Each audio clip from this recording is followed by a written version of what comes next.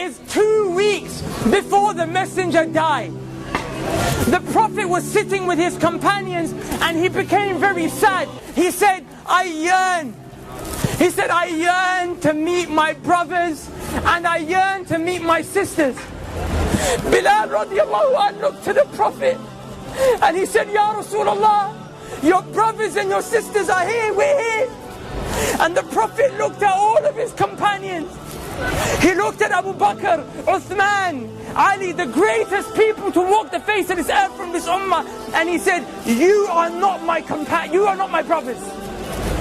You're my companions. He said, my brothers and my sisters are those who will come. They will believe in me and they have not seen me. And the Prophet said, I can't wait. I wish I could meet you guys.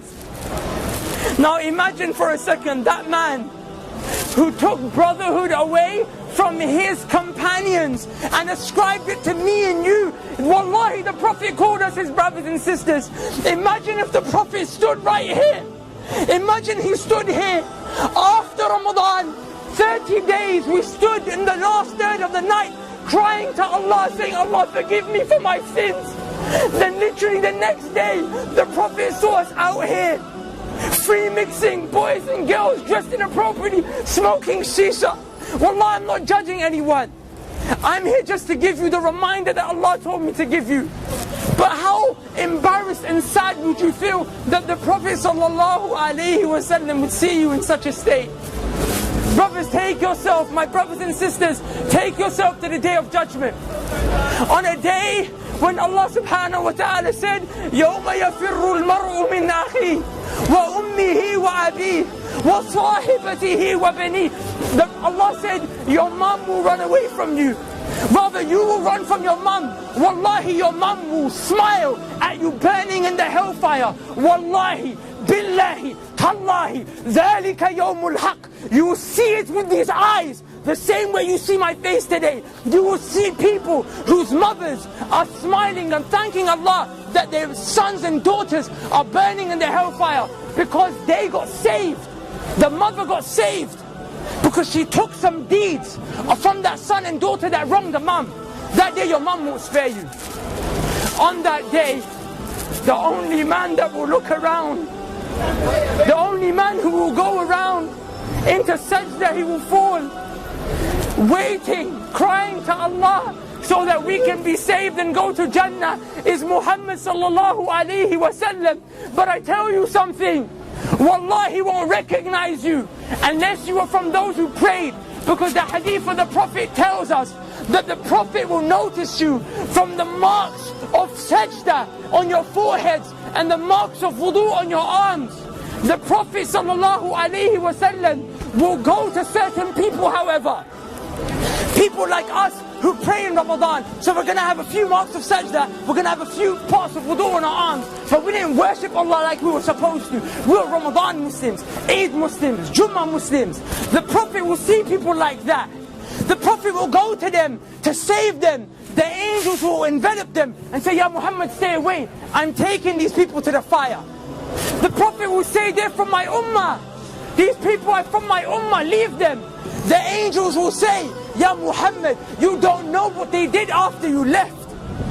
The Prophet will say, that very same man who cried every night for me and you so we could be saved. But when the day comes where you will meet Allah and whatever has been established has been established, the Prophet will look at you and say, Suhqun, Suhqun, get away from me, take them away from me. But those who prayed, even though our life was difficult, there was fitna all around us, even though people called us to come out to the shisha cafes, to the clubs, your girlfriend called you, your boyfriend called you, even though that happened, the Prophet will grab those people. He will say, come, come, come. He will save you from the fire, take you to the gates of Jannah, where there is a fountain called Al-Kawthar. He will dip his hands in. He will say, drink, drink, drink from my hands, drink from my hands. Are you okay? Go into paradise. Udkhuluha bisalam. Dhalika yawmul khulud. Enter with peace for eternity, happiness, and never-ending happiness that will never cease, brothers and sisters, and never-ending happiness that will never leave. How How do you get to that stage? And I'll leave you with this. The Prophet ﷺ said, a time will come when holding on to my religion, holding on to Islam, will become as difficult as holding on to charcoal. The charcoals that we smoke shisha with. The Prophet said, try and hold on to it. It burns you, let go of it. The Prophet ﷺ said, that's what my religion will become like. Is it not like that today? We come to the masjid, but then the heat of the girls and the guys and the music and the haram, it grabs you, right? So it's hard to hold on to Islam. The Prophet gave you an advice in another hadith. The Prophet ﷺ said, be patient, and you will drink from my hands at the fountain of Al-Kawthar. Brothers and sisters, wallahi, I don't get paid for this. Wallahi, it's because I love you for the sake of Allah. I came from this life. There is no khair. Please come back to Allah. Please become a person who establishes Tawheed, the oneness of Allah in his or her heart. And never, ever, ever forget the prayer. And strive to follow the sunnah of the Prophet. So on that day when you're resurrected, when that day when the trumpet is blown, you will be of those who are saved. Because I tell you one thing, wallahi, it's a day of truth, and every single one of us will see it. And the quote of Ibn al-Qayyim al-Jawziyah suffices for us to leave with.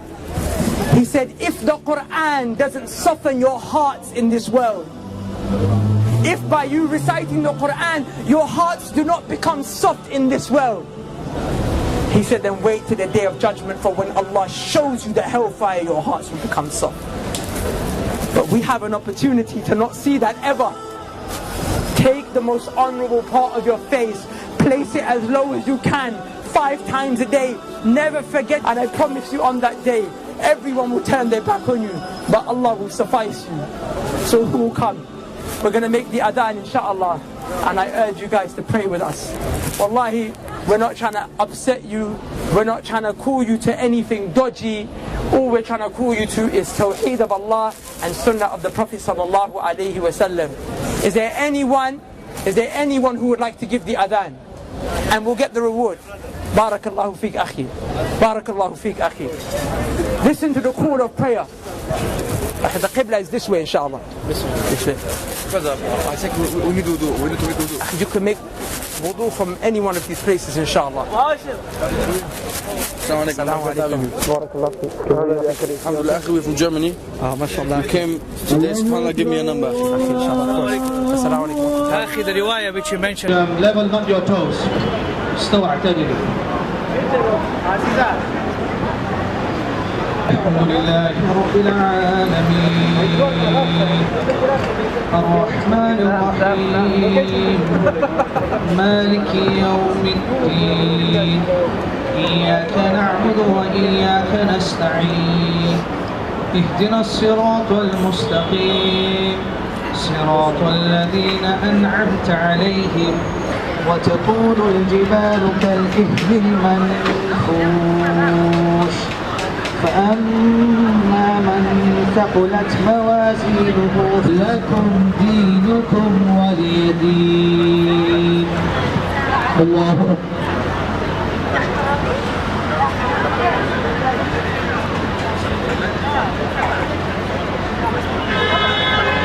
سمع الله لمن حمده.